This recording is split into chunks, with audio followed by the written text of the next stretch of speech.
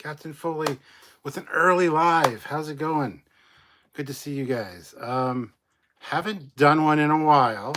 I gotta be honest, and I've been being a bad boy, and as a result, haven't done a live in a while because I've been playing Helldivers late at night with my buddy Dan and Richard, and unfortunately, by the time I realized that shit, I shouldn't be playing Helldivers, it's too late. So I'm gonna do one early today. Sylvia's not here; she's in Vancouver, so why not do one now for a couple hours, then go play Helldivers? Because that's the way it works. Anyway,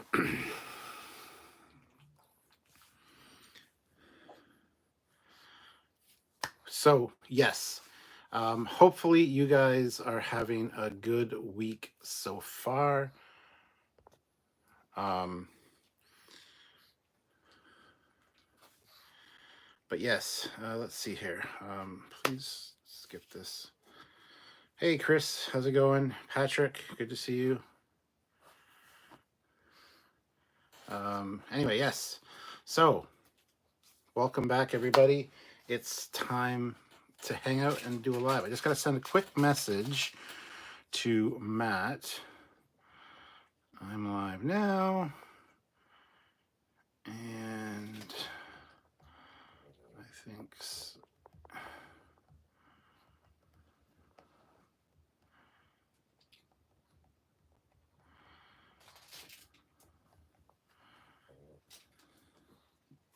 Anyway, there we go.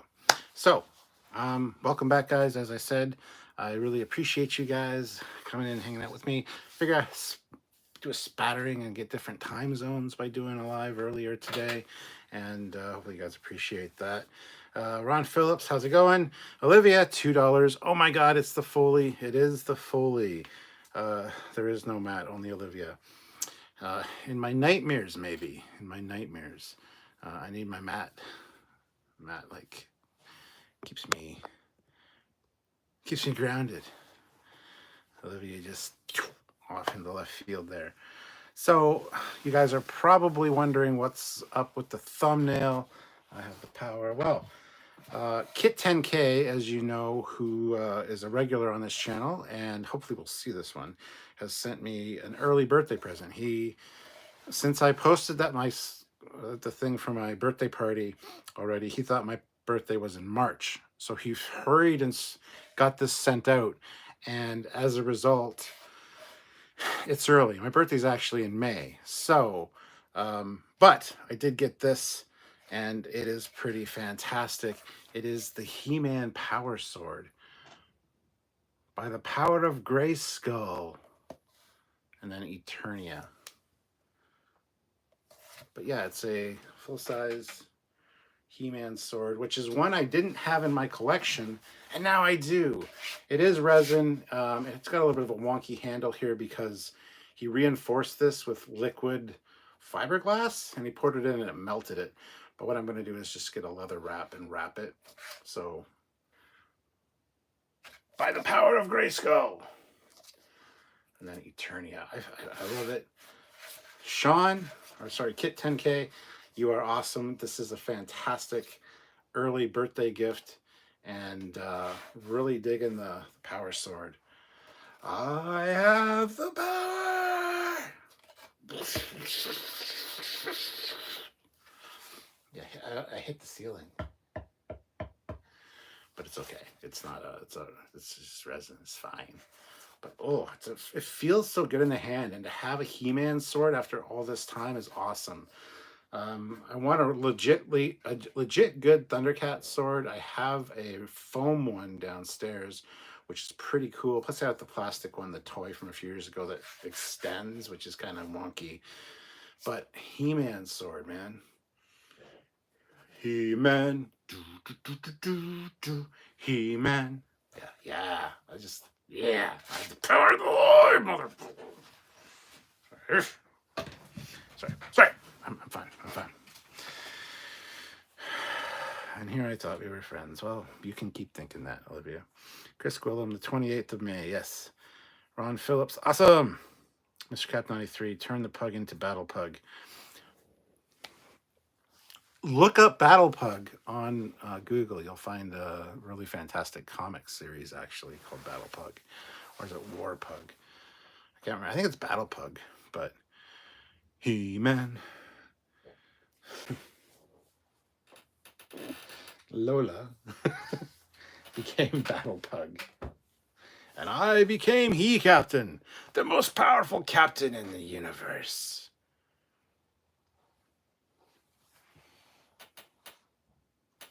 Yep, that tracks. So anyway, how is everybody? It's been a while, like I said, since I've talked to you guys.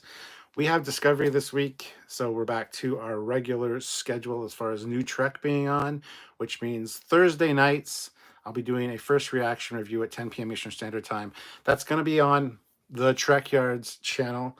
I am here. I come back to you now at the turn of the tide. Who's signed in at Trekyards? Is that Sam? Better be Sam. Otherwise, there's problems. But yes, welcome, guys. Patrick, Battle Pug does whatever a captain wants. Matt Boardman, sorry, that was me. I was hoping that was you. I was figuring it was you, actually. So, good. You were Sam. But, yeah. So, but yes, I thought I would jump on and chat with you guys because you know what? Been hell diving, Helldivers 2, and I've been neglecting you guys, and I feel bad about that. And I want to do a live today for sure, but I know I also want to play Helldivers later with Dan and Richard. So, compromise, do it now. Go eat after this. Usually, Sylvia's still working right now, so I could do it in the ready room, but again, she'd hear me, so I could do it downstairs too. Speaking of, I haven't streamed at all any gameplay this week or lately. I got to do that too. There's lots I have to do, but anyway, as I was saying, announcement, getting back into the swing of things with Discovery. Season 5, the final season. How will it be? I don't know. We'll have to watch and see together. So hopefully you guys will join us for the first reactions, or join me for the first reactions and join us at, my first reaction is Thursday at 10 p.m. Eastern Standard Time. The live, complete, full review and breakdown is Friday at 4 p.m. Eastern Standard Time, as you guys know. So, Sean O'Sullivan, why was the man's cousin not called She-Woman? Good question. Matt Borbent, I thought I had switched back after checking it in on the banner. Well, thank you, Matt. Sean O'Sullivan, what was the name of the observatory in Generations? The Armagosa Observatory. Mr. Captain 93, is anyone else worried the captain is going to wear furry man shorts running around with the sword? Hey, I never even thought about that, but that's great. If you're just joining us, I mean, I don't know how many people are here currently because there's a goddamn notification on my screen. Go away. There you go. 10 people here, 5 likes. Hit that like button. But yeah, I was just showing off my power sword, Eternia, and by the power of Grayskull. This was given to me by Kit 10K. As you guys know, he's a regular on the channel here, and it's a resin He-Man sword, full size. It's fucking great, man. So yeah, I'm gonna wear furry loin cloth or furry man shorts, and like instead of an H on my chest, I'll have a big C with the metal, and it'll be fucking epic, man. Getting a little bit crazy. I'm apologizing. I'm sorry.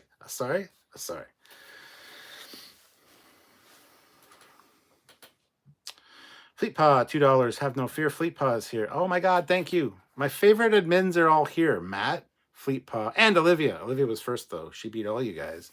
So I don't know what's wrong with you guys. Matt even knew I was going live and he was still late. But that's okay. It's fine. It honestly is.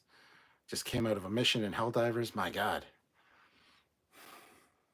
I haven't streamed any of that. I streamed like the first night where I did the training and stuff.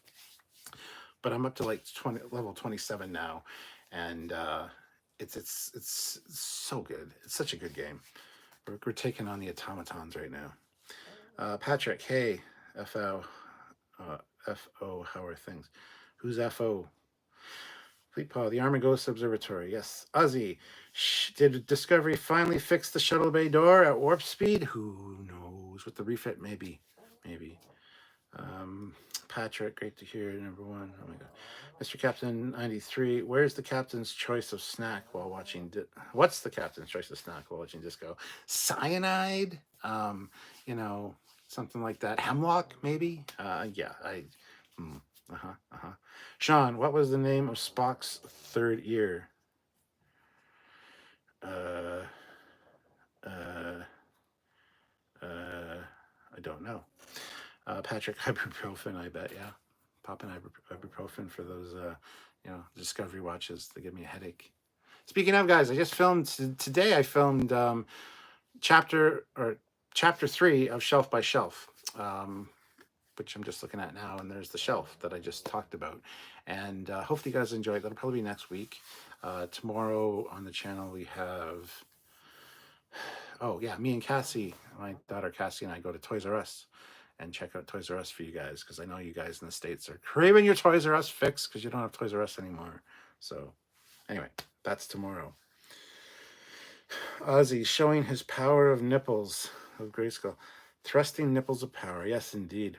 Dan Ben, I saw a video about how one of the capital ships go to Helldivers has a bridge with a similar design to a Star Wars Republic Venator. Not just one of them, it's all of them. And you can modify your ship's interior and get better cooldowns for your stratagems and stuff. And you can also modify the exterior. I just don't know how to do that yet. You can put like fins on it. Anyway, it's a fantastic game. So yeah. Mr. Captain 93, if you're He-Man, does that make Sam Orko? Well, he's not Man-at-Arms, that's for sure. I think I'd give Man-at-Arms to like Matt Bohr, maybe Man-at-Arms. I guess Sylvia would either be Tila or the sorceress.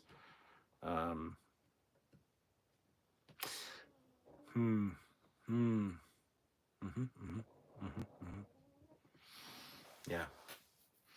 Sean, what's going on in London? Why do people hate bus shelters so much? What do you mean? What do you mean hate bus shelters? They are improving some of the bus lanes and stuff in the city, which unfortunately means construction, because of course it does. There's always construction, but they're adding like a middle bus lane and stuff like that. So hopefully that'll alleviate traffic congestion, because I fucking hate buses. Like, buy a car, buy a bike, fucking walk on your feet. Don't take a bus, because they stop in front of me and I hate it. I hate it. I hate it. I hate it. This city's bad for public transportation because we don't have a subway system, even though we were initially supposed to. Now we don't. And it's just a whole schmoggle. We don't even have an expressway, so it takes like 45 minutes to get from my end of the city to the other end of the city sometimes. And it's just insane. It's insane. I tells you. And the buses don't help. So hopefully the bus lanes will alleviate that. I'm really ramped up. I gotta change. I gotta flip the sand art. Don't worry, I show the sand art in the shelf by shelf video, so you get to see it. Oh, it's going to be a good one too. It's going to be a really good one. Woofda. That's great. Is it even fall? Yeah, it is. Okay. Anyway, Patrick, Fleet Paw is my first officer on the NX-01. Oh, gotcha. Makes sense now. Fleet Paw, it's me. I'm FO, because I'm Patrick's first officer on 3 NX-01. Okay. I think you mean on the NX-01? Sean O'Sullivan, Spock had 3 ears, his left, his right, and his final frontier. Oh yes, that was the joke. I was trying to remember. Mr. Captain 93, are you heading back to the Trek dentist anytime soon? Maybe. He's got a lot more stuff. He wants to show me his other collection, which is in an undisclosed storage unit. I know he has a lot of stuff at his house, but he doesn't necessarily want people to know that. So there's undisclosed storage location. And there's also, he has a lot of Marvel props from the Marvel movies. That's at his other office that he's going to be opening. So, or he has opened. I don't know. I need to go back and see him. Yeah. David Hirsch. Hirsch. Hirsch. Yeah, he's a good guy. He's a good guy. I'd like to go back soon. Fleet Paw, what could I be? You could be anything you want to be, Fleet Paw. Anything you put your mind to, you can be that thing. I don't know what you could be, but you can be anything you want. So does that answer your... I don't even know. What is happening? Devil Flyer, Momentum. Hail, Captain, long live. Move out of the city.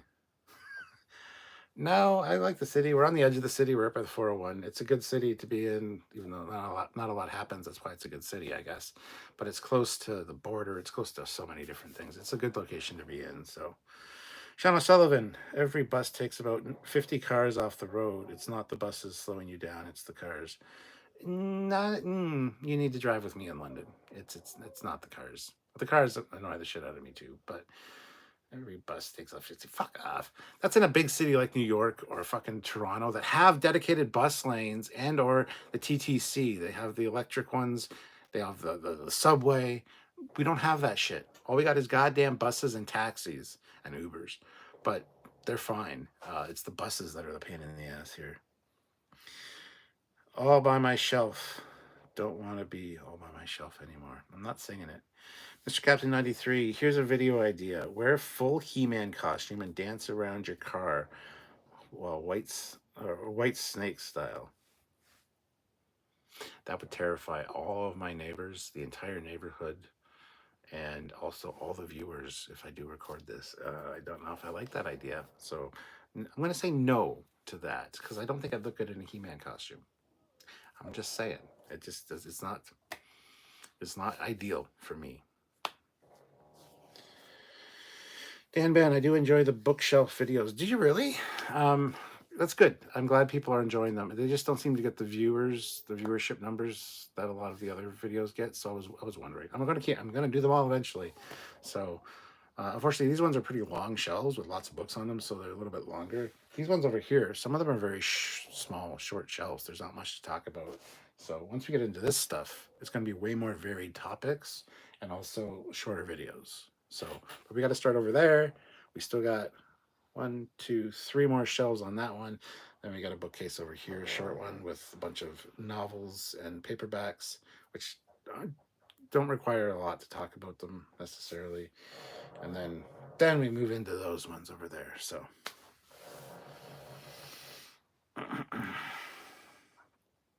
oh, and He-Man. Who would I be in He-Man? You'd be Ram Man. 100% Ram Man.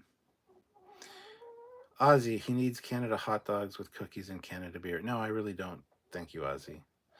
Mr. Captain 93, Fleet Paw, you could be King Randall. No, he could not be. No. Ozzy, where during Halloween? First of all, it's too cold to wear He-Man attire for Halloween, and still no, I would still not do it. Sean O'Sullivan, if I see you are getting snow again, good times, eh? We're not getting snow. Where the fuck did you see that? It's actually been very mild. It's actually 6 degrees Celsius today, which is mild. This has been rainy, but we don't have snow again. So I don't know where you're getting your information, but you're 100% wrong, Mr. Sullivan. So, O'Sullivan. I don't know where you're getting that information, but we do not have snow. No, we do not. So, Olam Drab. Hey, everyone. Dan Ben, He-Man versus Thundercats. They both have swords. Yeah, and I have a Sword of Omens or a Thundercat sword downstairs, a foam one, but not foam, but like it's a prop one, so it's like a rubbery kind of. It's still really great. Looks fantastic, but yeah, would like a real one. Sean O'Sullivan, who did the makeup on the He-Man movie? That would be Michael Westmore. He some of his unused masks and prosthetics for Skeletor, which was played by Frank Langella, they were reused in TNG for the skeleton warriors that Worf trained against in his training programs. So yeah, it was Michael Westmore. Dan Ben, the video I don't really enjoy is Trek Versus. You don't have to enjoy it. Don't watch it then. And Trek Versus is one word. It's a show name. Trek Versus. It's not 2 words. If you don't enjoy it, don't watch it. It's that simple. Some people really enjoy that show. People super chat in to make changes, and it's really fun. It's interactive. So if you don't like it, don't watch it. It's a pretty simple concept. We got a lot of stuff that we produce and show ideas that we have. So watch those instead. If you don't like one in particular one, you don't have to complain about it. Just don't watch it. It's that simple. But thanks for the input. A lot of people didn't enjoy our April Fool's video. Oh, this makes me so mad. I'm going to unsubscribe. You guys, I don't know why they unsubscribed. Whether they were like butthurt because they were all excited for Star Trek 4, or just because I don't know. We were having fun doing a video that was kind of amusing and kind of poking a little fun at the JJ verse Star Trek 4 that's never going to happen ever. I don't know. People's opinions are like opinions are like assholes. Everyone has one, but I don't want to see or hear or smell or be near any of them. So unless I ask you, if it's like, hey, how you doing? How's that opinion of yours? But it's one of those things. I really don't give a flying shit what your opinion is about things. I lay out my opinion. If you want to tell me your opinion, cool. But it's like my Facebook post. That's actually going to be a rant video, which I need to do. When I post something on my Facebook wall, I'm not asking for your opinion or approval. I'm posting something that I wanted to post. But then everybody pops on with their opinions. And I don't like this. This is a blah, blah, blah. I don't care. I didn't put it up there to hear what your opinion on it was. I put it up there to show you that this is something that I'm thinking about, that I want to put out there. You don't like it? Too fucking bad. Move on. You're a big boy. You're a big person. You can do what you want to do. Move on. Go do your thing. But yeah. Anyway, I don't give a shit about people's opinions 90% of the time. I'm going to do what I want to do. I'm going to do what makes me happy, and how I want to make the shows and the videos that I want to make that'll make me happy in my whole soul. That sounded really bad. We had 13 people. I just lost 2. Who left? Was it somebody that didn't want me to hear me complain about things? I don't know. Maybe. But 11 people here, 9 likes. That's awesome, guys. Hit that like button. Sorry. I'm Drab. You could possibly have a warm He-Man costume if you could find a foam rubber bodybuilder suit. I'd have to, because you know what? I don't have the He-Man physique. I'm just saying, it's like there's nothing there. See, it's like there's no muscles. I don't have it. I just don't got it. So.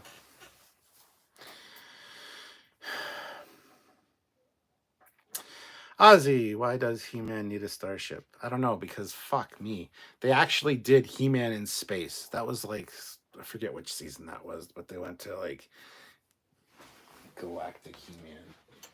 I don't even know if it's in this book. A Complete Guide to the Classic Animated Adventures. It's probably in this book, but they did like a modern He-Man. And I know you're not necessarily asking about that.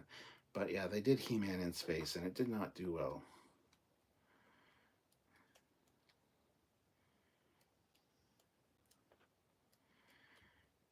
Because He-Man doesn't need a starship. That's kind of the point,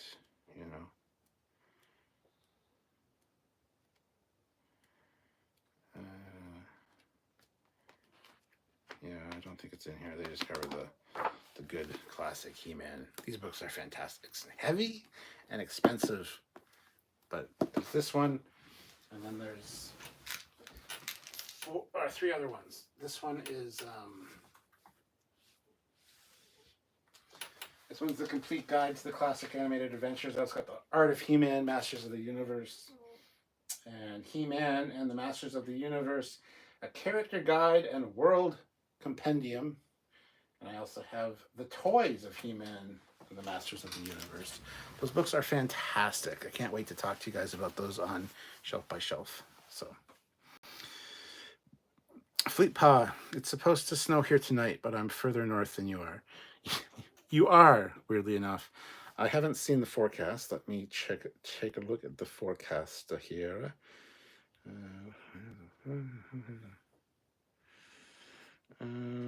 Feels like yeah, today was +7. Tomorrow's supposed to be 9 degrees. Thursday 7, Friday 5, Saturday 9, and Sunday 15. Tuesday 18 degrees. Wednesday 19 degrees. There we got spring weather. So yeah, there's no snow in our forecast. So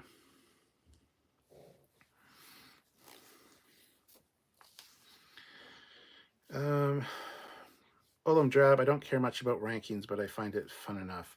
Yeah, if you find it interesting enough to watch, please watch. If you don't want to watch it, then don't watch it. It's that simple.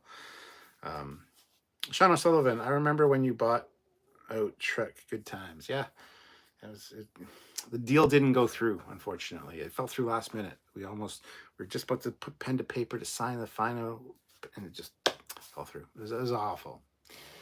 It broke us. It broke us. Willem Drab. Oh, I probably missed a lot of pranks because family stuff came up. Well, it was also Easter, so yeah. Hopefully everything's good with the family stuff, though. Don, hello, Captain Foley and all. Hope everyone is well this afternoon. Live long and prosper. I am well this afternoon. How are you guys, though?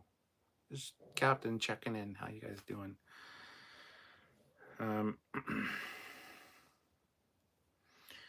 Dan's like, yeah, I said it for input. Good. Appreciate it. Sean O'Sullivan, why were the Toronto Blue Jays never sponsored by Blu-ray? Seems like a no-brainer. Well, it's not Blu-ray. It's spelled like that. It's BLU. There is no E on Blu-ray. I'm just saying. It's also one word, but that's okay. Dan Ben, I watched a Ninja Mutant Hero Turtles cartoon once where they were in space. You're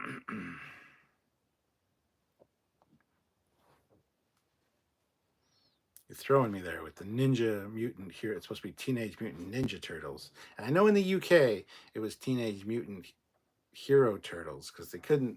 There's something about ninjas is like illegal to use. It's just, I don't understand. But anyway, yeah.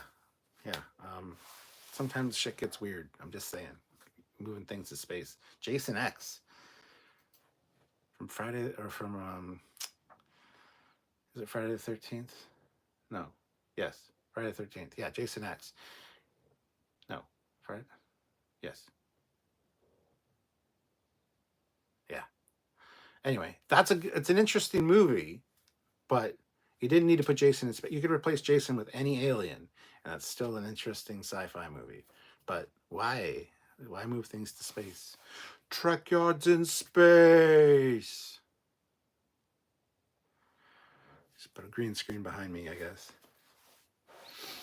Defiant, getting cold as targ dicks here this week at night. Raining a lot, which is nice. Indeed.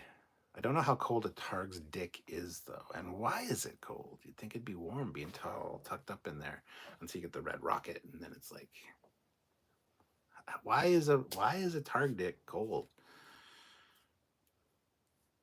That's intriguing to me.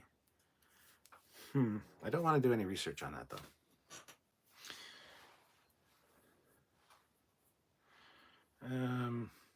Sean O'Sullivan, does it give you a conniption every time you see the name Maple Leafs? No, I really don't give a shit. Dan Ben, yeah, I thought I got the title wrong. No problem. Trek versus a ridiculous what ifs in the Star Trek universe. And now Star Wars. So anyway, you're just joining me. Look at my He-Man sword. Eternia. Oh, sorry, I gotta do this right because that was Kit 10K. Kit 10K gave me this, and it's pretty cool. It's for my birthday. My He-Man sword. And ignore this. This is fine. This is very strong now. It was just resin before. So what he did was he poured in hot liquids, fiberglass, and it melted it. So all I'm going to do is go to Michael's, one of the craft stores here, and just get leather wrap and wrap the handle, and then it'll be almost perfect. The seam joint's a little bit but who gives a shit, really? It's just cool to have. So.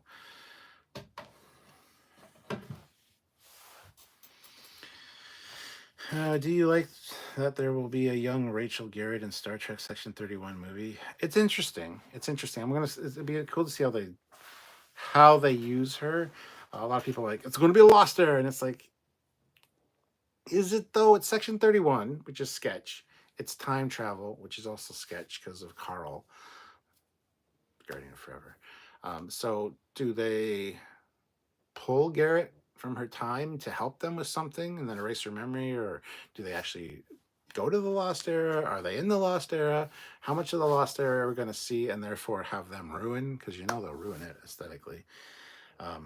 It'll be interesting. I'm excited to hear that. Yes, I am. It'd be cool to learn more about Rachel Garrett, but it's one of those things. The same answer as always. It needs to be done properly. It needs to be done right. Will it be? Your guess is as good as mine, but I'm willing to put money on the fact that the answer would be no.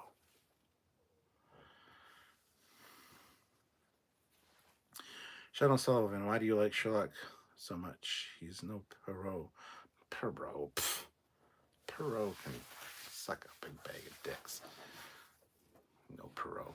Sherlock Holmes and Dracula are the two most famous fictional creations ever. They've had the most amount of media done on them. Sherlock Holmes is just fantastic. I don't know what drew me to Sherlock Holmes. I really don't. I'm not big at puzzles. I'm not big at solving things necessarily. Something about Sherlock Holmes in the Victorian era just spoke to me. I don't know why. I don't know. That's a very good question that I'd like to dive into my past and think about. I have to ask my dad or my brother Steve. He might know what got me into it, but yeah, I don't know. I think Sherlock Holmes is just great. Something about it is just this is very nice. This is a great success. Phil, missed a lot of this, but oh damn, I missed that cartoon, even though I'm sort of Orko.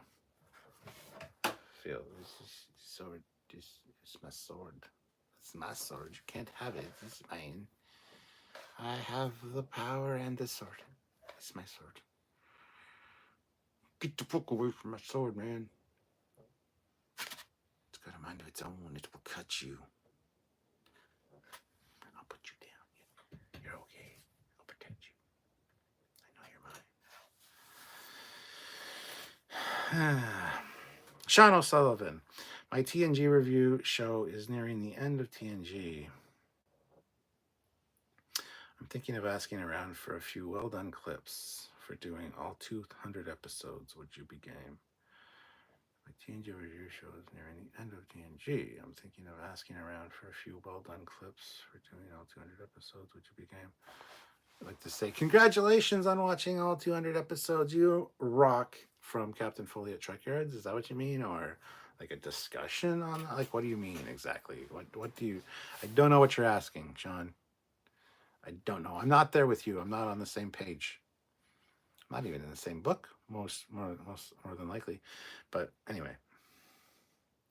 Phil says we need official films covering the Enterprises B and C, but as you say, has to be done right.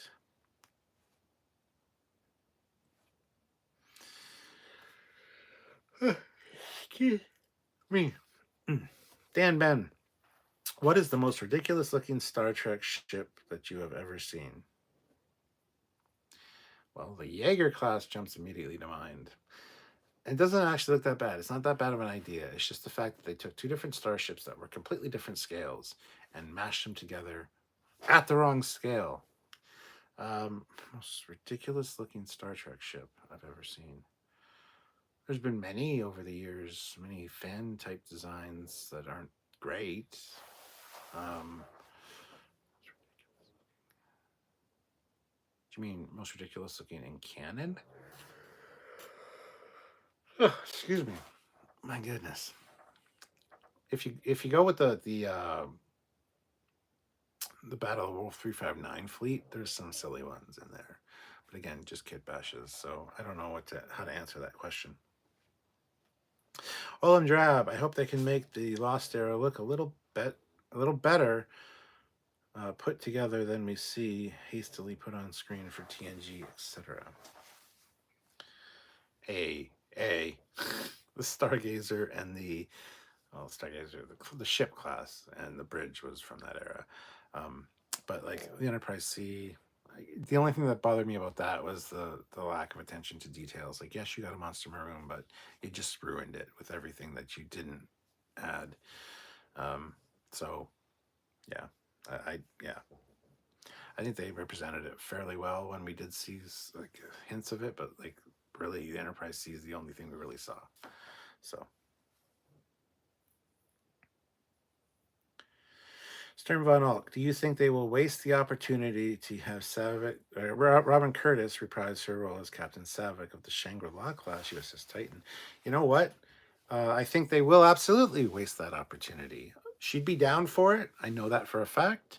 And to see, you know, the USS Titan on screen again, but like looking as it should, because that's the era that it was designed for. Oh man, that would actually be kind of fantastic to see that. So yeah, I'm hoping now that they definitely do something with that. I'm sorry if I'm making you yawn. I don't know why I'm yawning all of a sudden.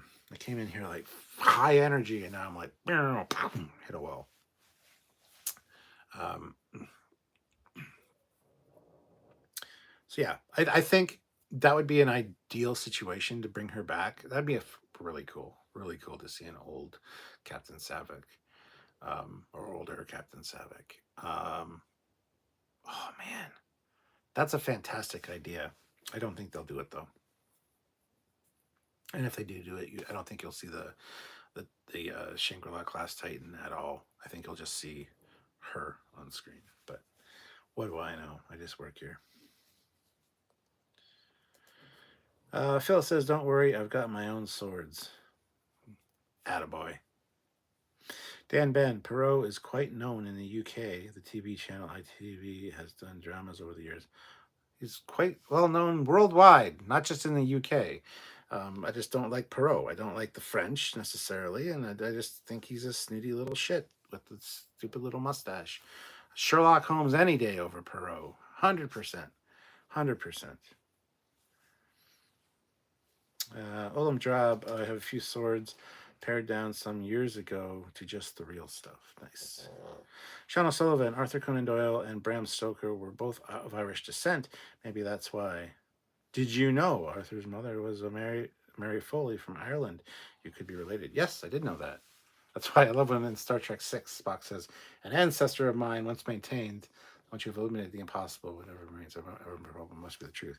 So is that implying that Spock is in fact related to Arthur Conan Doyle on his human side, and therefore related to a Foley, and therefore maybe related to me? Spock is related to Captain Foley, possibly, maybe. I don't know. Yes, I did know that. Dan Ben, they set the Section 31 movie would use Discovery sets. Yes, so we don't know what time era it takes place in, but they're just getting reuse of the sets, which is smart fiscally and financially for them. But I just hope it's not. I hope they don't fuck it up, and I know they will. Phil says that would be great seeing the original Titan. Yes. Willem Drab. Oh, I didn't know Curtis would be up for it. I had thought she retired from acting. She has retired from acting. She was in real estate, but she's been to a bunch of conventions as of late, dressed as Savick with the prosthetics, like the ears on and everything. So I think she'd be totally down for it if asked back. I would hope she would be. But yeah, she was out of acting for a while. Bird of Prey $5. Thank you, Bird of Prey 5. Good to see you. Hope you're doing well, sir. Hope you're doing well. Will you finally denounce Discovery as non-Trek? Do not wait for the translation. Answer me now. It's not. It's not Trek. I have never once said that. I mean, I have said it is. It's Trek. It's just awful Trek. It's generic sci-fi with a Trek name. It's an alternate reality Trek, and that's fine. It's still unfortunately Trek, but that's a hilarious super chat. Chuck A, hello, sir. Stern Bottle, never miss an opportunity to miss an opportunity, right? Sean O'Sullivan, I hope we find out the Lost Era Titan was an ambassador class that was rechristened the Enterprise. Oh, for Christ's sakes. I know that you're joking, so that's fine. Hold on, Drab. I thought Perot was Belgian. I don't fucking know. Perot is Belgian, not French. Who gives a shit? That show you how much I know about Perot. He fucking looks French and he sounds French, so I don't really. Who cares?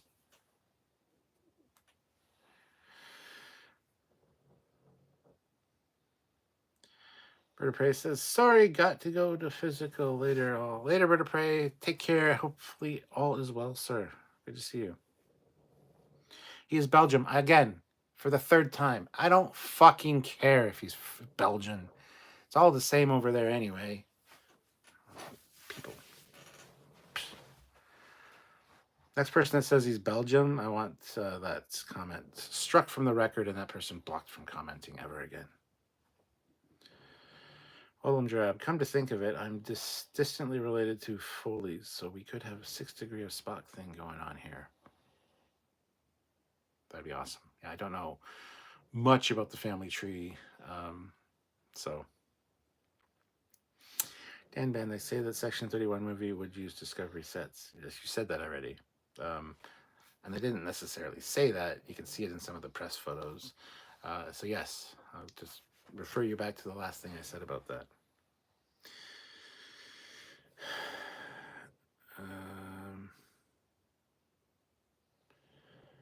Don says, I'm optimistic about the Section 31 movie, to be honest. And can we stop having conversations with each other in the chat, please? That'd be awesome.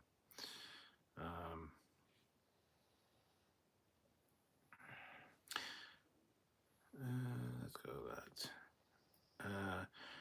Sean O'Sullivan, Celine Dion speaks French, doesn't make her French. She's French Canadian, I believe. And who gives a shit if she speaks French or not? I don't like the French. And I never have. I've never been able to forgive them for the death of my boy.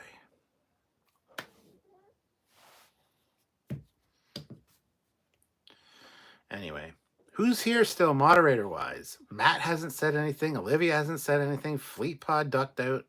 What is going on? Is everybody sleeping? Am I that boring? Do you need me to end the live? Because I can end the live now. We've been on for 42 minutes. It's a pretty good run. Just saying. So, Matt Boardman, oh my God, I'm still here. I was just working while you're live. Working. I see how it is. That's fine. What are you working on? You are on your own, Captain. Oh my God. With all you crazy people. All the asylum people. I don't know of any Foleys in my family tree, but I come from the same area. So if you're going back 6 or 8 generations to Conan Doyle, I can probably find one. That's cool. That's good to know. Hold on just 1 second. I'll be right back. Don't go nowhere. Understand? Stay right there.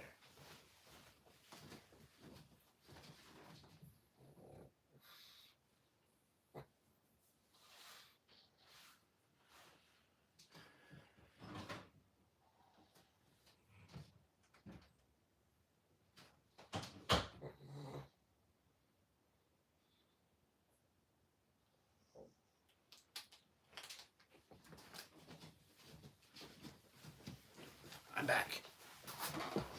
Did you miss me? With every bullet so far, sir? All right, good job. Matt Borman doing some Superman and Lois work. Spoilers.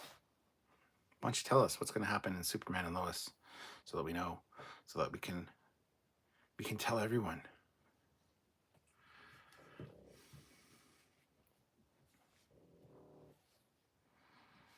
Mark Lawrence is here. Hi, Captain. Just pop in while at work. Good to see you, Mark.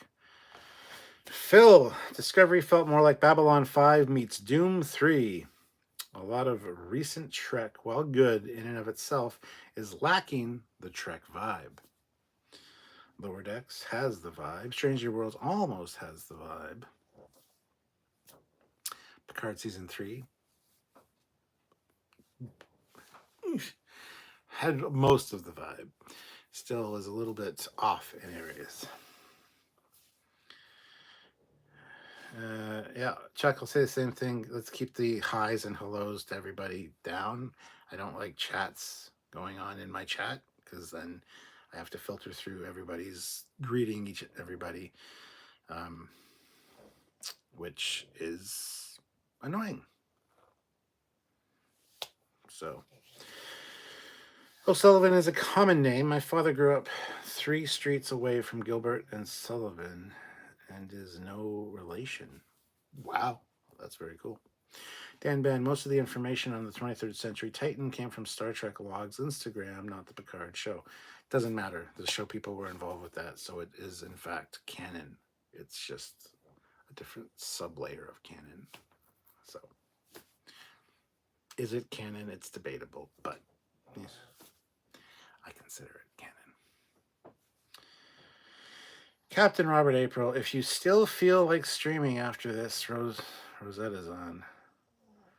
Well, say hi to her for me. I did see that she was live, and no, I won't feel like streaming after this. I'm going to go get some food after this, and then I'm going to play Helldivers 2, which I might stream. I don't know. I don't want you to see my failures when I blow up or something, but it's such a good game. Such a good game. But no, I will not feel like streaming with her. Yes, I do need to stream with her at some point in the near future, but not today. You can tell her no. But say hi for me. Say, Captain Foley says hi, but he doesn't want to stream with you. ... At least not today. Sean O'Sullivan, do you think Rasmussen could appear in Disco? Oh, is that Max Headroom? Sure, why not? Mark Lawrence, hey Cap, do we know how many people here are going to be in Vegas this year? Matt Boardman? Probably not, actually. I don't know. How many people are going to be in Vegas this year? Show of hands.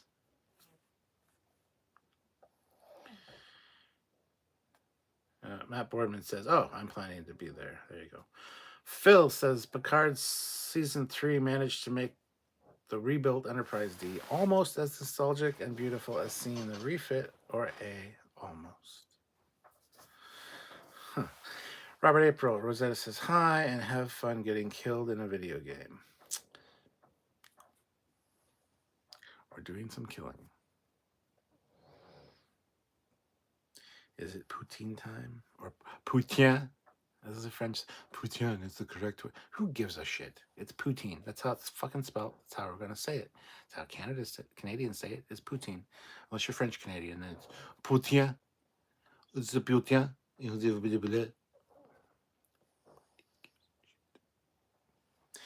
I mean, I don't have any poutine here. I could probably order some. What will I have for supper? I don't know. We will see. Dan Ben, do you like the DC films that they make these days? Yeah, I like a lot of them. It's just like everything else that I watch. There's a lot of things in bad DC films that I enjoy. I mean, I enjoy the whole story necessarily, but I don't hate any DC things necessarily, no. So yes, I do like them.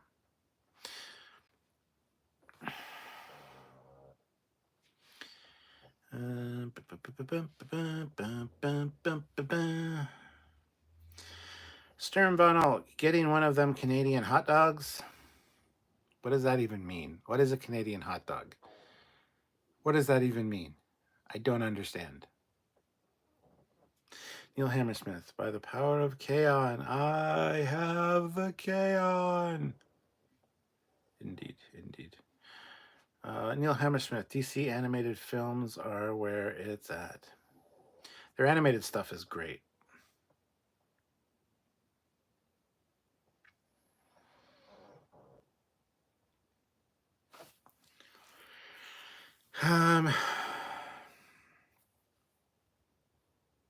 Sean O'Sullivan, bangers and mash with onions. You say you love it. Yeah, all of that. The onions I could do without. I love raw onions. I love red onions on a sandwich. I love that kind of stuff. I'm not big on caramelized onions or like fried onions. I don't mind them, and I'll eat them on whatever, if it's in a dish or whatever. That's fine. I'm not picky. I'm not gonna pick them out. Like I hate them. Ooh, even caramelized where they're, you know, kind of sweet. I don't hate them. I just prefer that. If we can get around that, cool. But otherwise, yeah. So, yeah, I love bangers and mash though. I love mashing things with my banger. I don't know, but yes, that's a damn good meal for sure.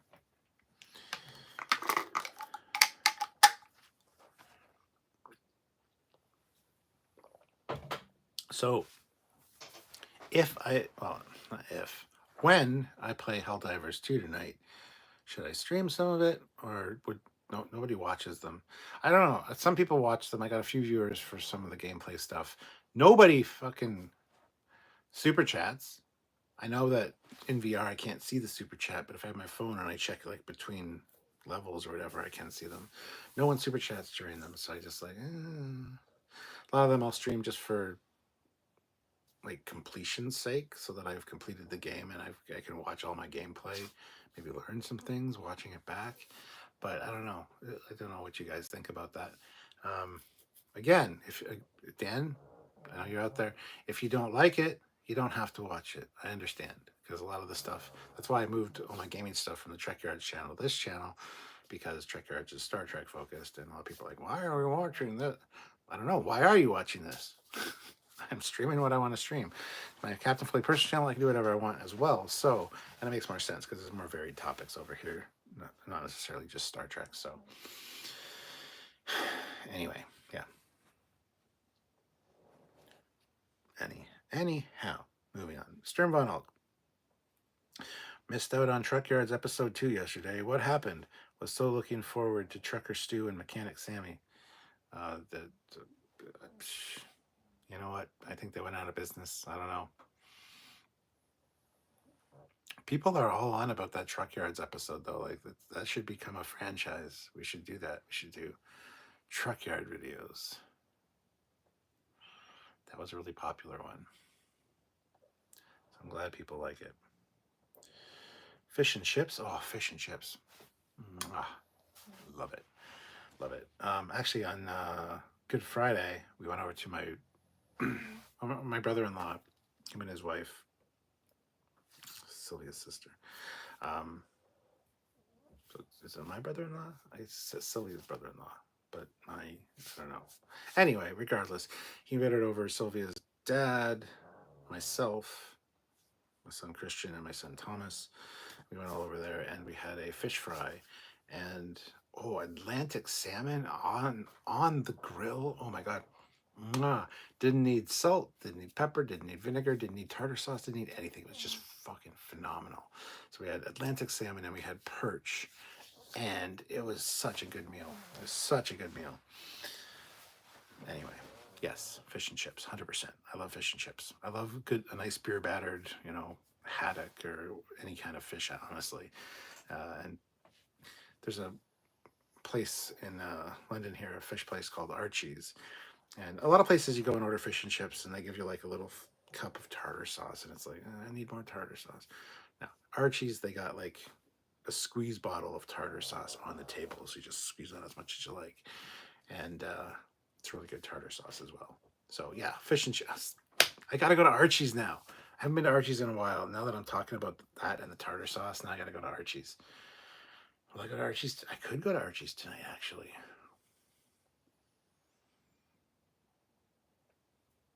Maybe I'll go to Archie's after the live and get some fish and chips. I don't know. Stop talking about food. War God 6. I only watch gameplay if I'm interested in buying the game or stuck. Unfortunately, if it's online multiplayer only, I probably won't play. If it's public servers, I'd rather play friends only. Yeah, I prefer friends only as well.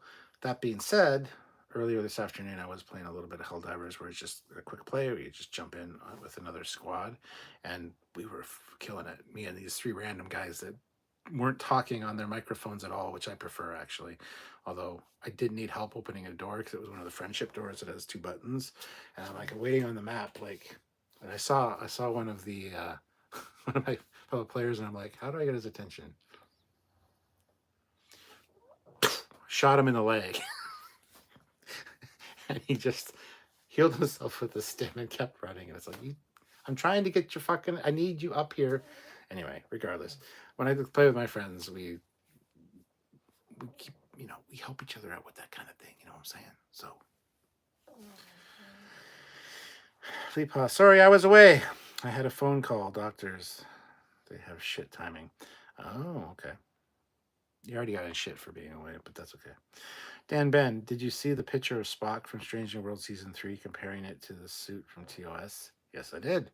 It looks fantastic. The environmental suit with that red kind of look. I think it looks really good. It's a really good adaptation. See, that's Strange New Worlds is doing a revisualization or like a reimagining super well with everything that they do. It's still not. It's not how it looks. It's not how it was. The suits I'm willing to forgive, though. The sets, not so much. But yeah, they're doing a reboot done properly, unlike JJ, who just fucked it. He just dropped the ball on it. Stranger Worlds is doing it well. They're paying homage to the original and having things look as accurate, as visually updated as they can. So I got to give them props. Stranger Worlds is really good for that. Olam Drab, I miss the good fish and chips. Can't do the chips these days. Why not? Why not? Phil's laughing at me. Mark Lawrence, there are so many more trucks in Trek episodes. Pretty much the time travel episodes, but still, yeah, that's true. I can only think of one though. No, two. They're from the same 2 episodes of Voyager, but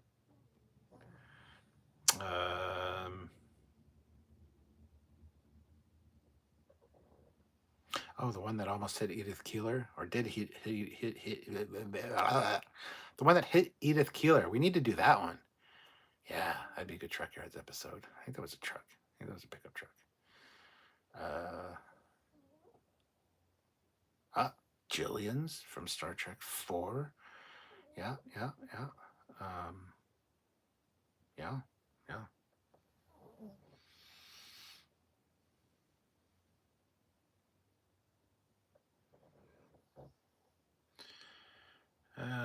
Chuck A, how about the Kelvin films? What do you mean?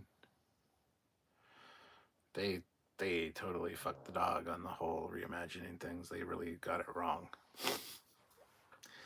Dan Ben, I watch some YouTubers that play video games, mostly Star Wars or Star Trek. Yeah, I mean, I do too. It's great to put on in the background while you're doing something on your phone, while you're, paying your bills, answering emails. It's good to have that background noise and be able to look up occasionally and see. So I do enjoy gameplay stuff, and I hopefully people watch my stuff in the same way. But yes, I find it is good background noise, and a lot of good YouTubers do some good work with that. So, Mark Lawrence, those After Infinity pictures of Spock looked a lot like Benedict Cumberbatch for some reason. Yes, they couldn't. It could not get Zachary Quinto.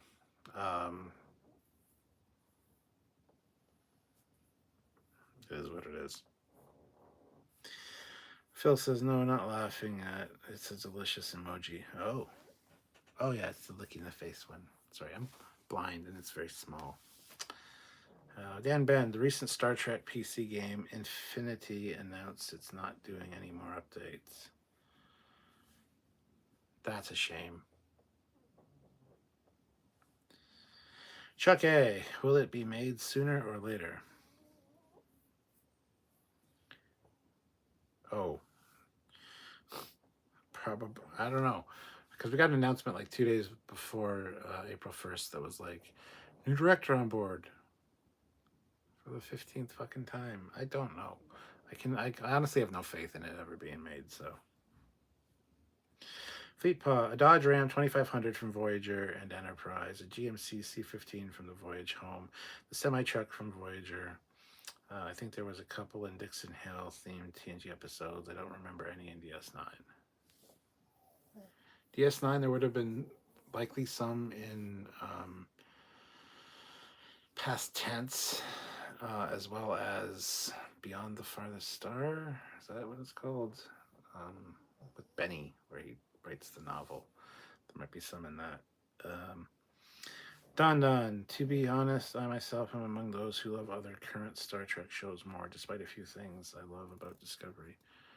Yeah, I mean, there's lots of things that I like about Discovery, but as a whole, especially as a whole piece of Star Trek content, honestly, it's the child you keep in the basement because it's just embarrassing. Yeah, it doesn't hold up. But there are aspects of Discovery that I like. So, Dan Ben, Patrick Stewart never knew that Joan Collins was in Star Trek until 2023 when they were on the Graham Norton show. Whatever. Fucking guy. I still can't forgive him for that one interview he did a few years ago. It's like, what's your favorite Star Trek episode? The City on the Edge of the River. I think that's what it's called. The Edge of the River. Yeah, the City on the Edge of the River. It's like, really? Really? You've been doing this for how long? And he was trolling the guy. He knew it was City on the Edge of Forever. He fucking knew it. But he's just like so sick of the question. He's just, it's like, no respect for you now. What the hell? Tim McCaffrey, Army trucks in the Ferengi Area 51 episode. Yes. Yeah, there's that too. Yes, 100%. Fleet Paw, forgot about the Ferengi in Area 51 episode. Shit. I have to turn in my Trekkie card now. Yes. Yes, you do. I will expect it in my mailbox within the week. So, anyway, like I was saying earlier, tomorrow, if you guys are following this channel, which you should be, tomorrow's release is me and Cassie, my daughter Cassie, we go to Toys R Us. And we did that yesterday, which was stupid. It was a fucking holiday Monday. So what is in Toys R Us on a holiday Monday? Fucking children everywhere. I hated it. Should have done it another day. But for all you people in the States that don't have Toys R Us anymore, I have two in this city. One's like 10 minutes from me. Not even 5 minutes. And me and Cassie had a daddy-daughter date. We went out and got some lunch. And then she wanted to come with me when I did the video at Toys R Us. So she joins me for that. That's tomorrow. Next week is probably going to be Shelf by Shelf Chapter 3. And I have a few more video ideas rolling around in this noggin of mine. So don't worry. Every week you'll have content. Plus, got some really cool ideas for shorts on Friday for my Captain's Quickies. Those are a few of them already filmed and uploaded and ready to go. So yeah, there's a lot of stuff for me to talk about and do videos on. And hopefully you guys enjoy them. Please check them out. Comment on them. And Chris Gwillem, I don't know if you're here, Chris. Don't just give a thumbs up every time. The analytics, they look for comments relative to the title. So Chris Gwillem, bless his heart, puts a thumbs up comment on every one of my videos. I don't know if he watches them all. He might just tune in for a second, put a thumbs up and scroll on. That's fine. It does help that engagement.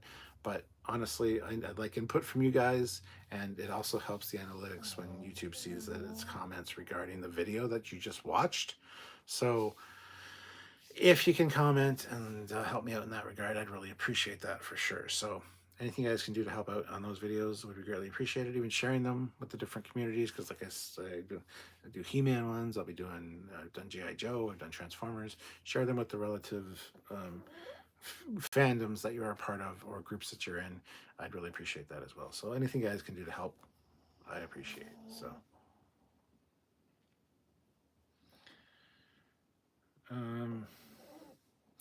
Fleetpath says 19 watching and 24 likes. Can we do 25?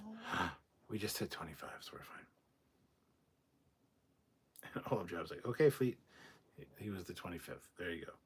Dan Ben, Trek movie website on Instagram said there could be a Star Trek franchise origin movie.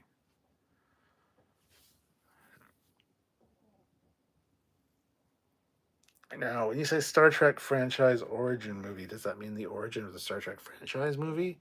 A movie about Gene Roddenberry in the 60s and the casting? That would be awesome.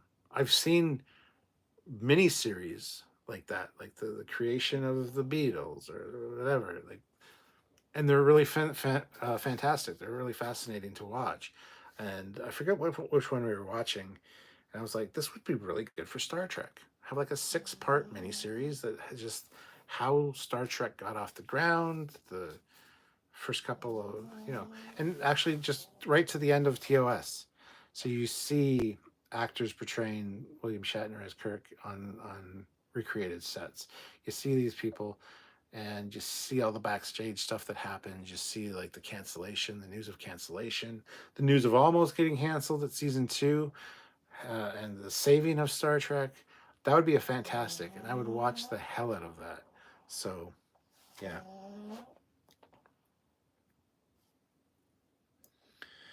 Chris Quillum is here. Okay, got it. Will do. So he'll put a thumbs up, winky face, and a live long and prosper. Comment, say words. I see Chris Quillum and a thumbs up all the time, and I'm like, thank you, Chris. What did you think of the video, though? Did you watch it all? I didn't know you were here. So there you go. That's funny. Olam Drab, she, but I'd forgotten this time. What? Oh, you're a she. And you'd forgotten to hit like. Is that right? I think so. Don, if we do see Bones McCoy in Strange New Worlds, I can imagine Gary Sinise being cast. I don't know if they can afford Gary Sinise. That's a big chunk of budget. So, Holodrab, yes. Yes to both, I guess. Phil says, do you think fan films have a better grasp on Star Trek now than the people in charge? That's a slippery slope. Some fan film creators, sure.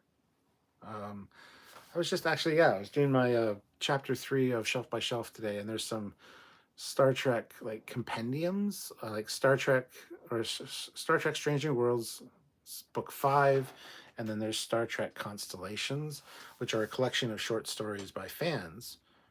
And yeah, some of them are fantastic. Some of them are very fan servicey. Fan service is not necessarily always a bad thing, nor is fan service a dirty word. Fan service is giving the fans what they want because the fans know what's up. So a fan writing something and including it's fantastic.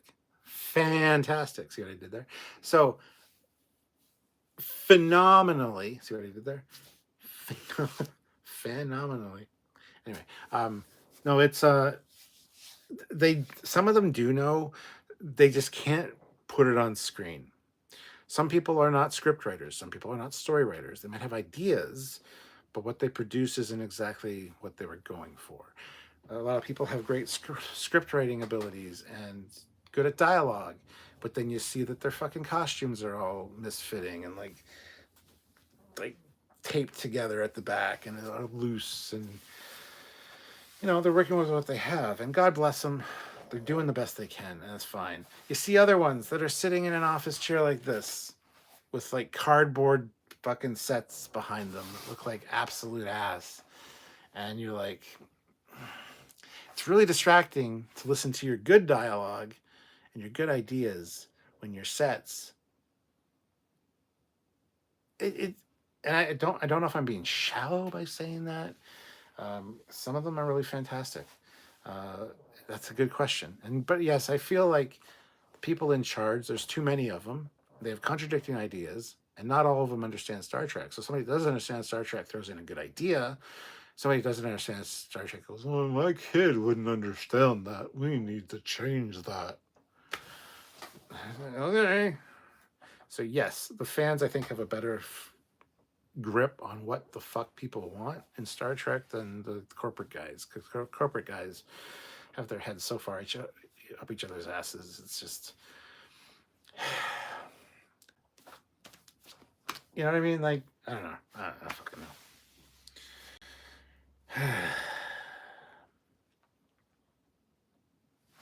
Anyway, Trekyard is here. Good to see you, Trekyard. Chris Quillum, your sword of power is very nice. Was very nice. Thank you. Thank you. Thank you. Thank you.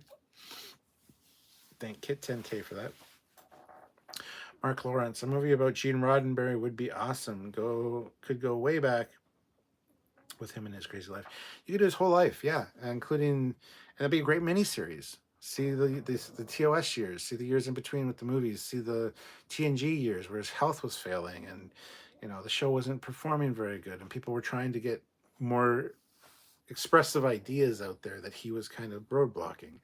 I think that would be fantastic. I would love to see him. I wouldn't want it to be a movie about his life. I'd want it to be a miniseries. I think they could really pull that off. Like anywhere from 4 to 8 episodes, I think would be fantastic to see that. And get some good casting on, the actors that play like Kirk and Spock and stuff like that. Like I think I would love to see that. Absolutely, I would love to see that.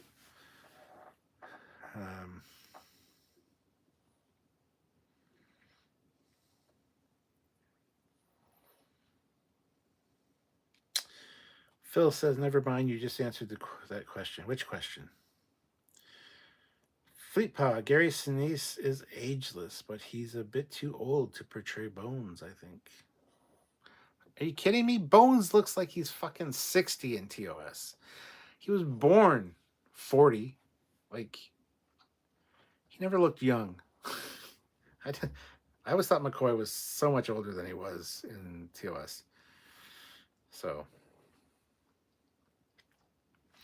Olam Drab, Sinise could play like some relative of Sonia Gomez. They could both be brainy. They can both be brainy and puzzled. Phil says, I agree with that sentiment. It's just the spirit of it.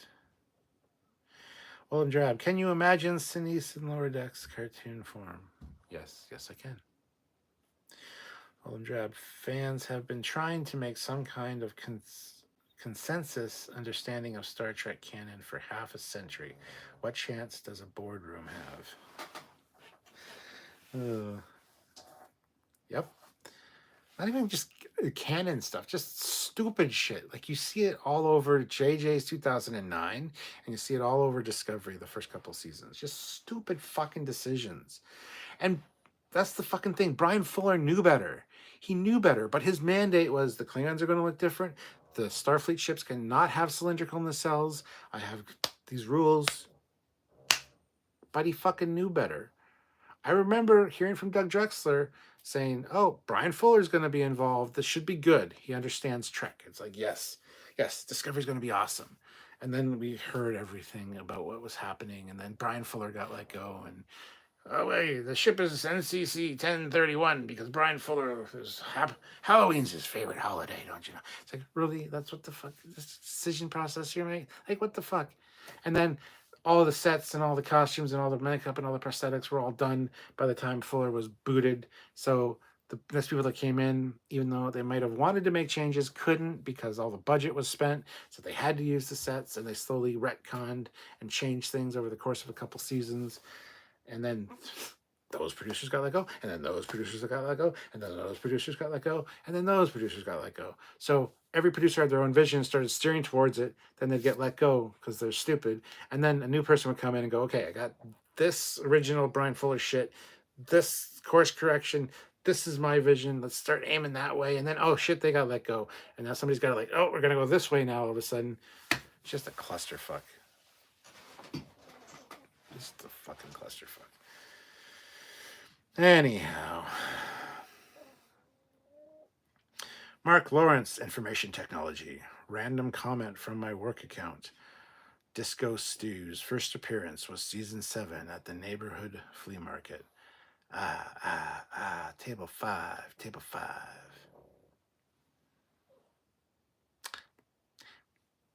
That is a very random comment, but thank you, Mark Lawrence. Dan Ben, do you like any of the new news about the Star Trek Academy show? I haven't heard any of the new news, so I don't know. I haven't been paying attention apparently because I don't know. I heard the new shit was announced, and I'm just like, it just goes to show you how much I care about it. So it's kind of my job, I know, but I'm sure we'll be talking about it at some point. So I'll just get caught up then. It's fine. What's some of the new news? Let me know. Confirmed for the 32nd century, probably. Tilly will be in it, and it's cool. It's not new news then. It's shit that we already know. But what is the new news about it? Let me know. Renee, greetings, Cap and crew. Welcome, Renee. Live long and prosper. War God 6. I love TOS nacelles on Star Trek Online whenever I can use TOS nacelles. Attaboy. Phil says they could have kept the original look and backdated it easily. It's not hard to design a starship that predates the Constitution class. You are, in fact, correct. Hold on, I just got to jump off screen for a second here.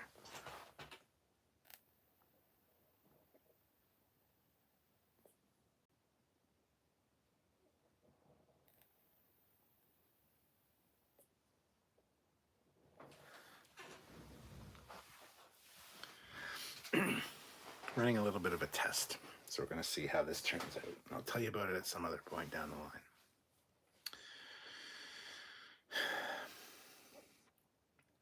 Dan Ben, some of the things in Picard season 2 were done because the showrunner did 31 Monkeys. You mean 12 Monkeys? And that was Terry Matalas.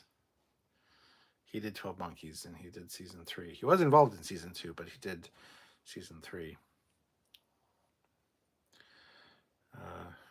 Renee is live long and prospering all over the place. Olem Drab. If they'd made disco in the same spirit as Strange New Worlds, it would have been a lot easier to accept. Yes. 100%. 100%. Dan Ben, yes, it is confirmed to be in the same future century as Discovery. That's nothing new. We've been saying that since it was first announced that that's what they were going to do. Gives them a chance to reuse those sets, especially after now that Discovery is canceled. And it makes sense to kind of set it up in Discovery with the whole couple of cadets hanging out with Tilly thing. Yeah, the writing was on the wall as to what that was going to be about. So that's nothing new at all.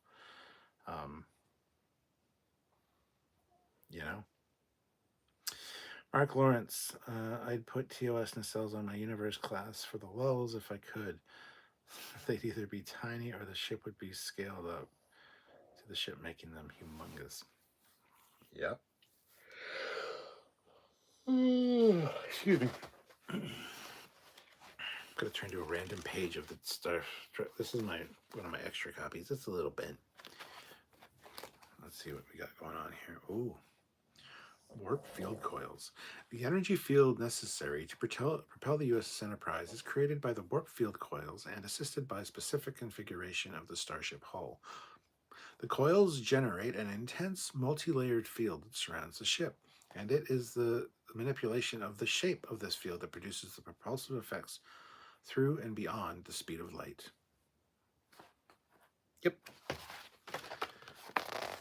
Gotta love random technical manual things.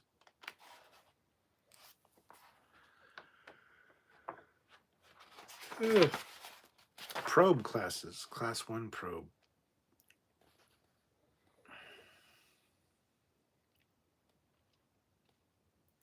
Full EM subspace and interstellar chemistry palette for in-space applications. Class 2 probe. Same instrumentation as Class 1 with addition of enhanced long-range particle and field detectors and imaging systems. Class 3 probe. Ooh.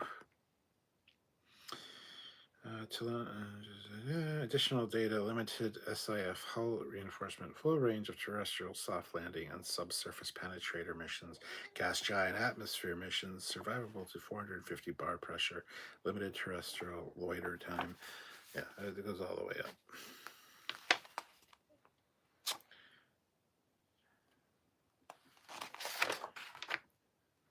All the way up to class 9. Anyhow. Yeah, sorry, just saw us sitting here.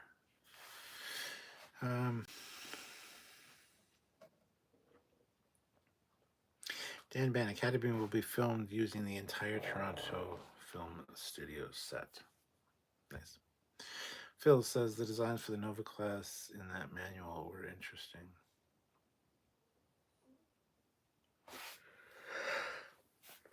In here, there's Nova class designs? Oh, early concepts for the Nova class starship. Yeah, concept designs, yeah. Interesting is one word for it.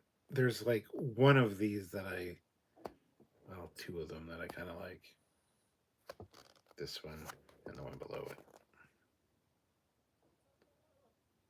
But yeah, early Nova ship stuff.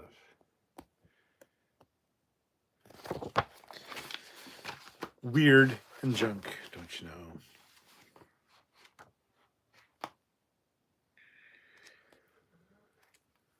know? Getting really yawny all of a sudden. My goodness.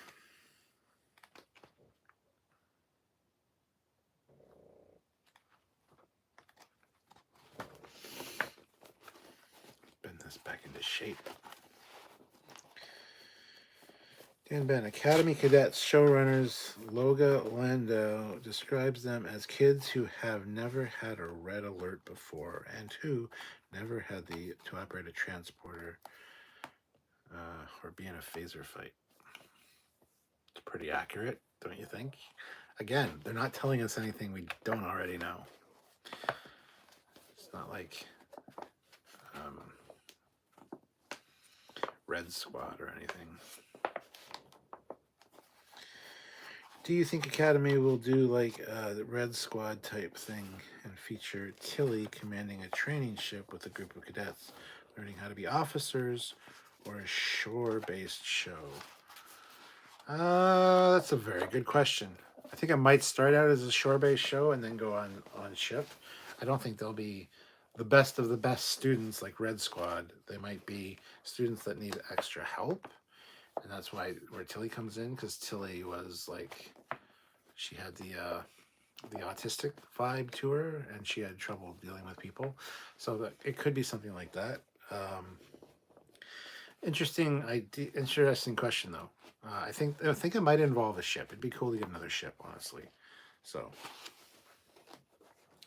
Renee, Star Trek finished with Enterprise for me. I won't get the necessary brain downgrade augmentation required to enjoy new Trek. Well, then you're missing out on a lot of good Trek. Lower Decks. Prodigy is fucking fantastic. Picard Season 3. Strange New Worlds is really good. Yeah, you're missing out on a lot of good stuff. So I feel really bad for you. I feel really bad and sad that you're closed-minded like that. I don't know how people that are Trek fans can be closed-minded, but hey, it is what it is. Sorry to hear that. Phil says, here's a random question. Would Q take an interest in the Enterprise 1701 Q? Avoid it entirely. I think he'd take a massive interest in the Q variation of the ship. Really? These dogs. Yeah, a ship named after moi, mon capitaine. Yeah. Dan Ben, Academy show will have striking view of the Golden Gate Bridge. Dun, dun, dun. Why is Starfleet Academy still on Earth when Earth is no longer part of the Federation? Maybe it rejoined. Maybe they're repopulating Starfleet Academy, because they did go to Earth and they did see the oak tree that Tilly sat under. A 900-year-old oak tree? I mean, sure, some trees are pretty old. Oaks, though? Was it an oak tree? I think it was an oak tree. Anyway, regardless, it's cool. If they go back to Earth, that's great. I figured it would be more on the Federation, like, Starbase thing that they have, but it'd be cool to see the Golden Gate Bridge in 900 years. Would it still be around 900 years later? I don't know. I don't know.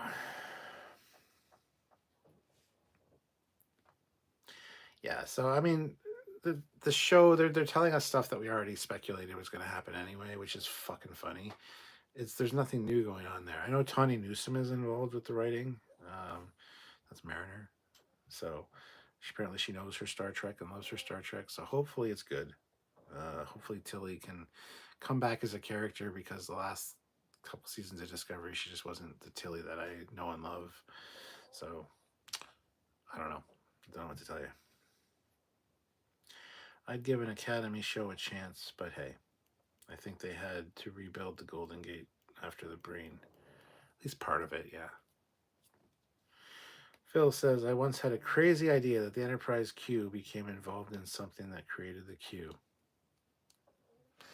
Well, as long as they have to wait in line or a queue. Dan Ben, I have a TNG technical manual, but I never had the Deep Space Nine one. I've got the Deep Space Nine one right there. I've also got the original one. I've got part of the Voyager one that was never made. Yeah, I love technical manuals. I love that kind of stuff. I'm all about it, don't you know? Holy shit, I have 3 technical manuals, 3 TNG technical manuals. I'm looking at 2 on the shelf, and then there's that one that I found today. Why do I need 3? I don't. That's why. One of them is from when I was young and was given to be my very first girlfriend. Not that you guys give a flying shit, but... To Stewart, love Jennifer. And then this one's also signed by Mike Ikuda and Rick Sternbach. Go boldly, Mike Ikuda, and make it so, Rick Sternbach. The reason I had them sign this one, even though this is here, this is my first one. This is the one that was with me through my entire life. So it's the important one. It's seen some shit, I'm telling you. So...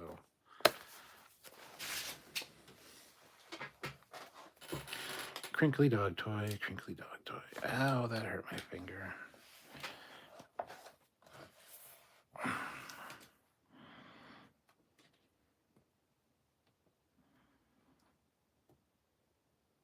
Just put my book back. Fleetpaw, Fed HQ was nice. Admittedly, a warp-capable starbase. Never would have thought that.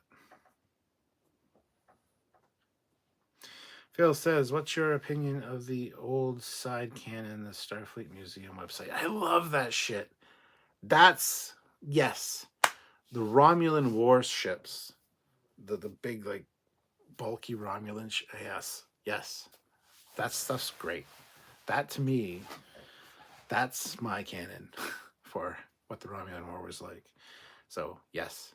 1,000 times yes. That's my thought on it. That's my opinion. Area 51, I have that TNG tech manual, good reading. It is. It is indeed good reading. Yeah.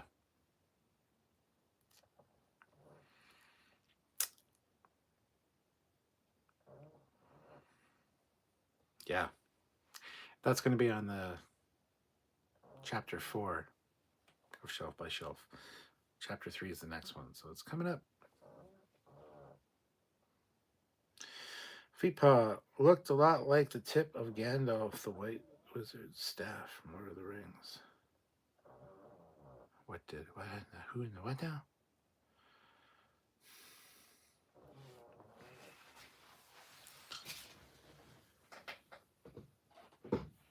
Excuse me for just a second. I just gotta go over here.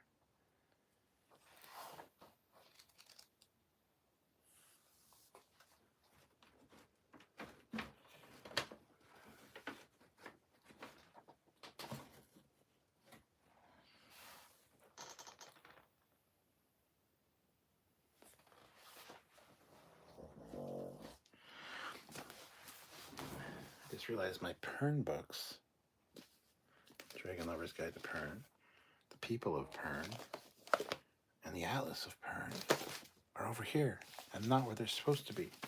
So I'm going to put them back. I'm rereading the Dragon Riders of Pern books. That's why these are out. Don't you know?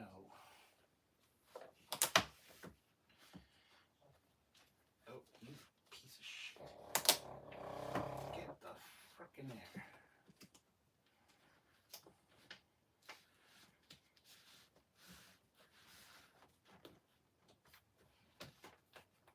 You freaking thing, yeah. You know, I hate putting books in bookcases. Because then the other books beside them get pushed in, and it's all different fucking...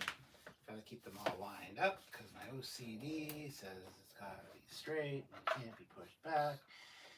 And you can only push them back so far, because there's a long book that has to be accounted for, and then it would stick out. So push the longest book back as far as you can. You gotta line up all the other... It's just a pain in the ass. Pain in the ass. Dan Ben, there's nothing in the new information to say anything about space. They're using the entire film studio for all the different rooms in their academy, and it'll be the largest film set for Star Trek show. Interesting. Okay, this toy here is...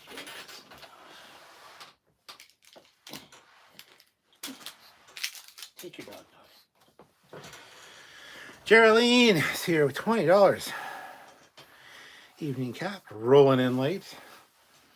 Are you though? You might just be right on time. You don't even know. Fucking dogs. All right, just because I put it there doesn't mean you got to start like rolling around on it and crinkling it. Apparently, it does mean that. Fleet Paw. Never pegged you for a slacks person, Foley. Are those black jeans? They're black jeans. Who the fuck wears slacks? I don't wear slacks. I'm not a slacks person. They're black jeans. Come in here and insult me and say I wear fucking slacks. Pfft. A wizard is never late or early. They arrive just when they want to. When they're supposed to. That's correct. Slacks. Those are not slacks, my friends. You want a close-up look at them so you can tell? They're not slacks. Who wears slacks? The closest I get to slacks are in the summer when I wear like cargo shorts. But even those aren't slacks. Hey, I sometimes wear black dickies too. Really? Matt Boardman laughing my ass off. Fleet Paw says, I wear slacks. Who wears slacks? Slacks. Na na na na na na na. Yeah, I know a lot of people that wear slacks too. I just don't. I never have. Never would. I didn't say never would. I do, like, for if I want to do some kind of like costuming thing. But even for my Starfleet shirts, and Sam hates this. It's not correct. But I'll wear black jeans and a Starfleet top because that's just the way I prefer it. Anyhow. Geraldine, hell yeah. Here's me pretending I know what's happening. Fleet Paw is an old soul. I guess so. Phil says, sounds like Time Lord. All them drab basically live in work clothes. Fleet Paw, I have to, for work, have to look professional while driving the bus. How are black jeans not professional? People can't even tell they're jeans, apparently. So I don't understand. I've always, yeah, even when, I used to work at People's Jewelers. I was an assistant manager at People's Jewelers in Stratford in the mall. And they had a dress code. You had to wear like fucking dress pants and a jacket and a button-up shirt. And I used to wear button-up shirts all the time. All the time, even all through high school. I would wear jeans with a button-up shirt. And I never button. Who? By the way, who buttons their top button? I always used to wear dress shirts, but they were always like 2 buttons undone. Maybe a t-shirt underneath, whatever. But I always had like a dress shirt. So when I worked at People's Jewelers, I never wore a jacket. I had a jacket with me, like a dress jacket. Um, did get in trouble for it a few times, but it was just A, too warm, and B, not my style. Um, but I always wore dress shirts, and I always rolled up the sleeves. I always have, even with long sleeve shirts, I always push my sleeves up, like Mariner in Lower Decks. And dress shirts are the same. You take the cuff, fold one, fold two, maybe three, depending, to have it like right about here, just below the elbow, right? So I would always wear a tie and a dress shirt, but eventually I just started wearing black jeans. For a long time, nobody noticed. Then I got called out on it, and it's like, yeah, didn't notice. There's nothing wrong with black jeans. It's professional. I don't understand this.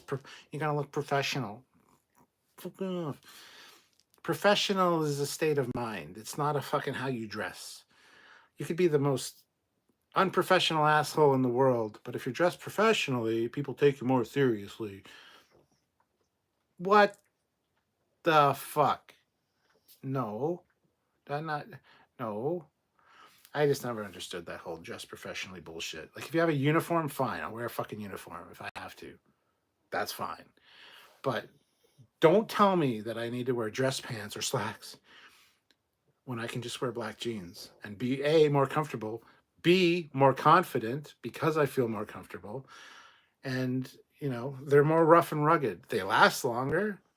They don't get wrinkly. There's so many benefits to having black jeans as opposed to slacks. My God, this sounds like a rant alert topic. Should I do a rant alert on fucking dress pants? I don't know.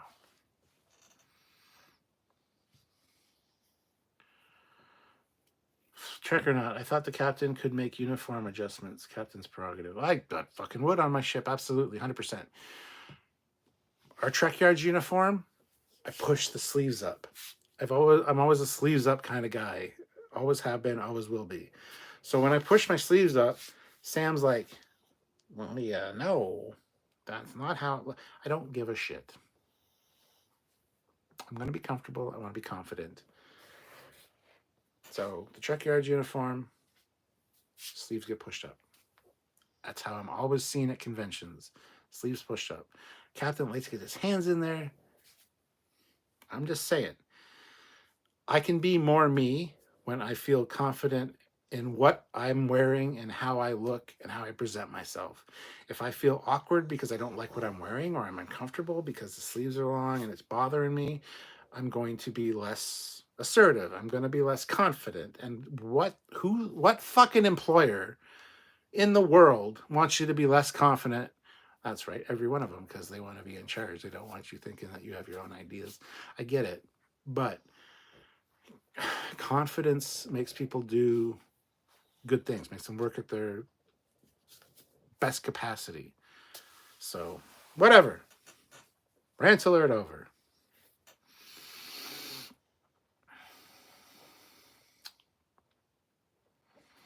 Phil says, I am a fan of the motion picture uniforms as much as the next person, but definitely prefer the Monster Maroons. Slacks?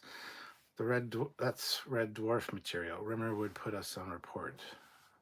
Milado. Yes.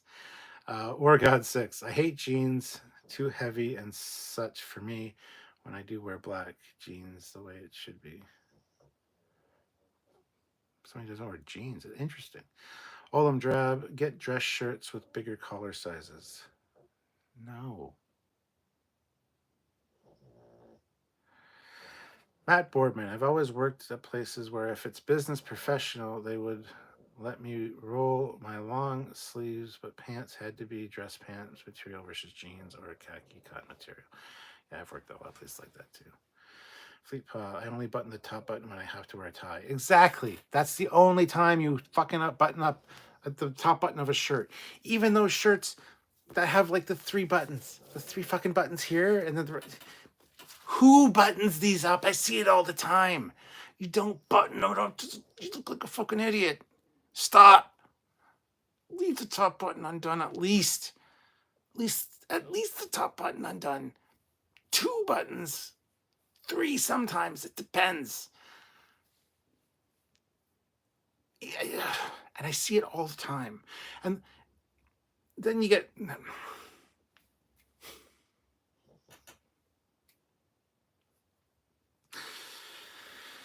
I'm going to say something here might be controversial, but then you get the stereotypical thing, like the Mexican things. Sorry. But like a wife beater with like a dress shirt with the top button done up only, and then the other buttons aren't done. And it's like, that makes more sense. But why would you? But it looks so stupid. It looks unfinished. It looks like you need a fucking tie. Don't button up your top button unless you're going to wear a tie. It's that simple. Even sometimes when I wear a tie, I don't do up the top button because it's too constricting and too uncomfortable. So you undo the top button, put a tie on, and make it a little loose. So you got that kind of relaxed vibe, you know? Sorry. Fleet Pod. No, sorry, Trek or not. I wear a lot of black cargo trousers. They go well with truck uniform tops and jackets. Yes. Dan Ben, also in the news, Alex Kurtzman went on to share that he has no plans to hand over Star Trek franchise reigns anytime. Oh, I know. I saw that. War God 6. If I'm not dressed comfortably, then I can't be professional. You can't get more professional if you're... You can get more professional if you're comfortable. I usually wear joggers, but when I wear jeans, got to be black or BDU pants. What is BDU? Olam Drab. Hey, Captain, try being a girl that needs work jeans and stuff with real pockets. Fleet Pod, $2. Rant alert. Dan Ben, no. I don't know what that was about, but Don. I myself did come up with a petition for Paramount to replace Alex Kurtzman and Secret Hideout as Star Trek partners. It's on the Change website and a search away. So go sign the petition. Phil says, if I was a captain of a starship, I would hold a get plastered on whiskey night and then hold battle drills the next day to see who could do their job with a hangover. I admit I'm a little weird. Don. I neither despise nor trust Kurtz, to be honest. I despise him with every fiber of my being. And I do absolutely not trust that boy, that man, that thing. Matt Boardman. Oh my God, I struggle with the button issue with my 18-year-old son and my 16-year-old stepson. I'm like, bros, you look like nerds. Not even just looking like nerds. Who does up the top button? Why is that a thing? It's just so stupid to me. My God. Olam Drab, they probably are, Matt. Phil, you need to do the job, not choke on buttons. Dan Ben, it can be annoying if you have no pockets. Yes. Trek or not, doing the top button actually makes the tie sit a bit lower. Yes, I'm aware. It looks like poop. Dan Ben, not that uniform in Space 1999. Phil, despite my love for the Monster Maroons, the original uniforms make sense as a general duty uniform, easy and practical. Yes, Monster Maroon is not every day. Can you imagine wearing that every day for every shift? Jesus Christ. Fleet Pod, BDU equals battle dress uniform pants, camo, basically. Oh. Then just say camo.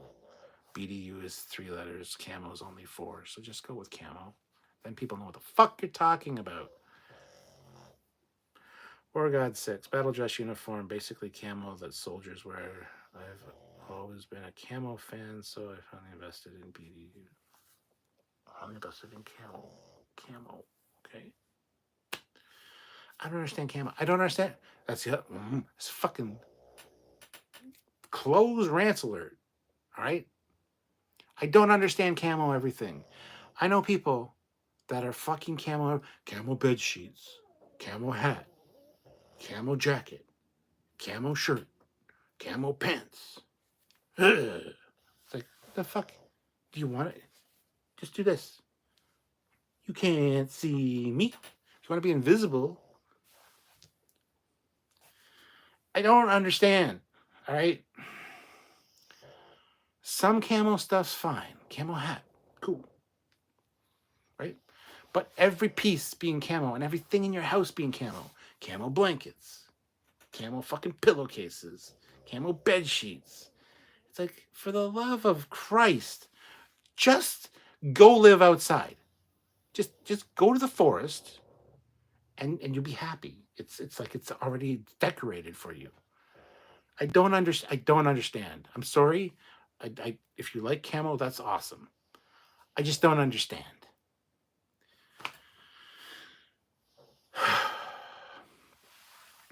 Or if you're going hunting, but then you got to wear the fucking bright vest so you don't get shot by another hunter. It's like, I don't understand. I don't understand.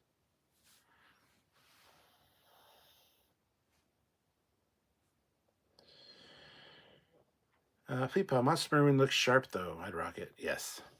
Olam Drab. Well, BDU camo pants are basically military cargo pants. Camo patterns optional. Oh, then just say cargo pants. I wear cargo pants.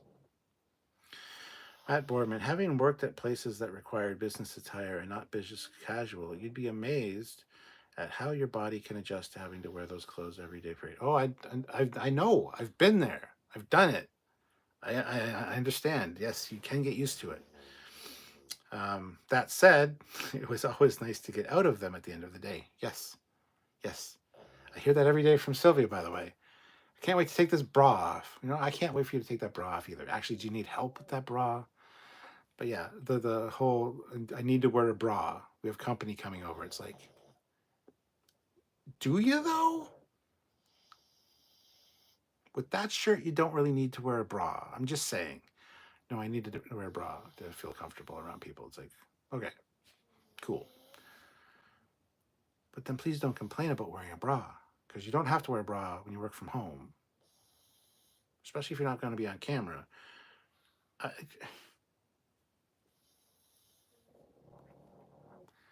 Whatever. Moving on forward and all that jazz. We call that camosexual. Do you really? Trek or not, in the UK, you basically wear a suit to school. Yes, you do. And heavy blazers. In rain, smells like wet sheep. Nice.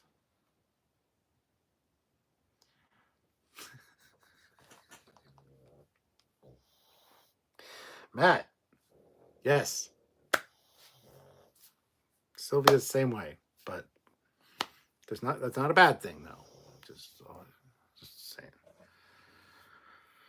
Phil says camo is to hide in combat. It's army stuff. Wouldn't help if you can't see the captain on the bridge. Camo is army, not navy. Star Trek is navy. War God 6. I'm subtle with camo. As a kid, yes, I wanted my school supplies to be camo patterns, but yeah, just the pants. Now, as an adult, once in a while, I do have a camo hoodie, but do not do all camo, too overwhelming. Yep. Plus, I understand maybe like if you shit your pants in camo, nobody will fucking notice it unless it's the smell. But stain wise, you're fucking great with camo. You can fucking eat anything get slopped all over you. I understand that. I understand that. That's cool. Fleetpaw, oh man, you have no idea how fun it is to strip those slacks off at the end of the day and put on a pair of bottoms, joggers, or shorts. That's a visual I didn't need. Thank you, Fleetpaw.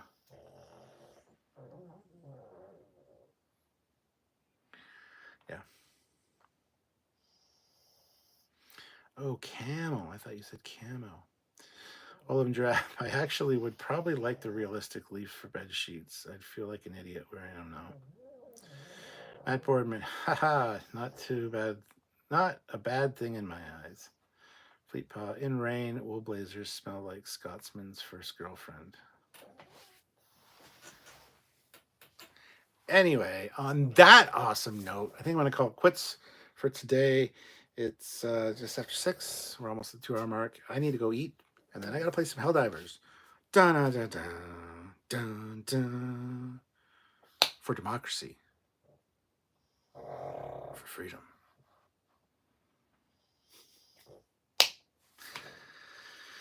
Anywho, thank you guys for watching. This has been awesome. I might do another one tomorrow, same time, kind of thing. Because, like I said, late at night I've been playing Helldivers, so it's when the other peeps can play. So, unfortunately, I haven't been.